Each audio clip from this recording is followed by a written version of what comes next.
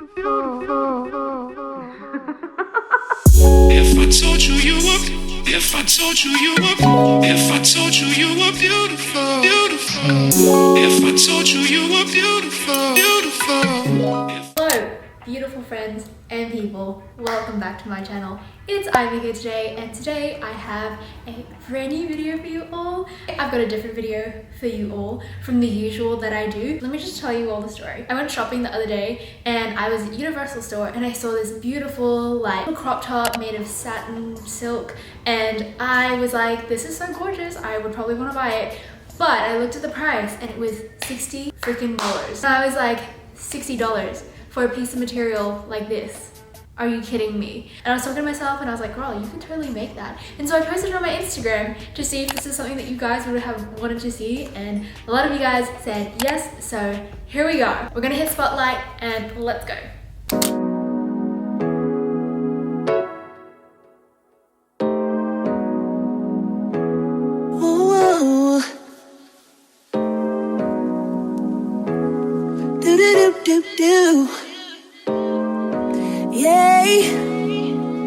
So I made my way over to my local Spotlight to grab a bunch of materials. Because I no longer live with my parents and don't have supplies readily accessible to me, I went out and bought the most basic things you kind of need for sewing. And then I was looking for patterns to use, but was completely overwhelmed with everything that they had there. I gotta give a game proper. So I got the most basic pieces that I needed to be able to do my sewing project, but also just got these so that I could have a little stock for myself. I then got some different colors of needle and thread, of very basic colors that I may need, some fabric chalk, and of course some pins. I got some fabric glue. This isn't necessarily necessary, but I got it for this DIY, and I got these two materials for $13 a meter each. So as I was saying, I was very overwhelmed by the amount of pattern choices they had. It was completely disorganized and it didn't make sense to me, so I decided to draw up my own pattern by measuring myself. Basically, these are the kind of measurements I made, but I'll show you guys a little doodle illustration of the parts that I measured for myself, be able to make this particular top so that you could potentially recreate this pattern yourself.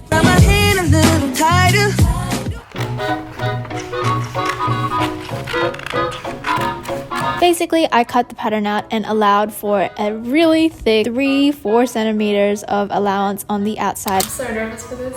So I'm thinking for both materials that I should probably do 2 layers, because this is very flimsy, very thin. Oh my gosh, look at it ripple. With this nice satiny kind of fabric, this one will be the no sew option because I don't think I can sew this. I'm definitely not ready yet. For the suede-ish kind of option, that'll be the sew option. At least that's what I'm thinking in my head. I said it before and I'll say it again. Life moves pretty fast. What you're going to want to do is fold over the fabric so that there's 2 layers, pin it in place with your pattern so that it doesn't move or anything like that, and cut the material out based on your pattern. We have the pattern. This is how it's supposed to be on me. Kind of like where it sits. My belly button's like down here, but that's okay because we've allowed for extra fabric. I'm really glad that I did like a thick layer of allowance, because if you see here, it's just not seamless and it's not super clean. So we're gonna tuck that into the insides. So yeah, just take out the pins. For the strings, I do have a lot of like leftover material. I don't actually have it measured. I wish I actually went to the store and like brought my tape measure and measured the actual top, but because we don't really have like a set amount, I'm just gonna cut like all along here and hope that that'll be long enough. I would much rather actually try to get a longer piece rather than a shorter piece because we can work more easily with that. I'm gonna cut like that much off the edge, and that will be like the little string at the back, and then I'll cut another piece for the little string at the top.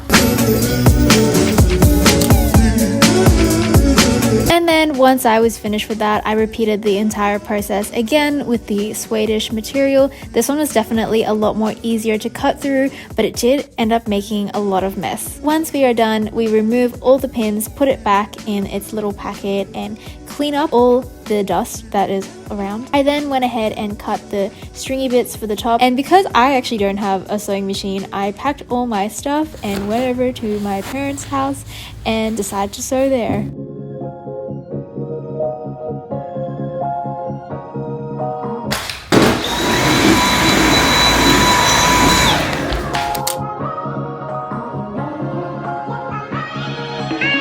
As you can see here, we decided to start with the no-sew option. What you have to do here is you take the edges around the sides and you basically find the good material you want to show on the outside and flip it over, if that makes any sense, and glue the two pieces together.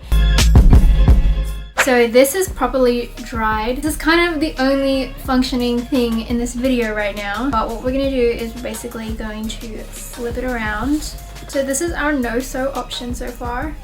She's looking like this. Beautiful. Edges are in. Front looks seamless. What we're gonna do is we're gonna glue the edges inwards as well. And then we're gonna have to try to attach like little nubbins here on the side and here and a little one here for the string to go through. And then basically I tried to glue the bottom edges together. You've actually got to fold the edges in and then glue them together, so there's like 4 layers. Last night I had a blocked nose. Really? Yeah, so last night I couldn't sleep. And I had to stay up all night trying to clear my nose. Oh no. It is 4:30. I've decided to just start on the sewing option because that seems like it's probably gonna take me like 15 minutes, I think. The sun is about to go down. What I have to show for the past 2.5 hours so far is this little bodice. I've made the little conjoining parts on the edges. So basically I'm gonna try to sew them on. These are my failed strings. This I tried to glue. She just didn't work. This I tried to stitch by hand and then I tried to flip it inside out. This one flipped successfully up until about here.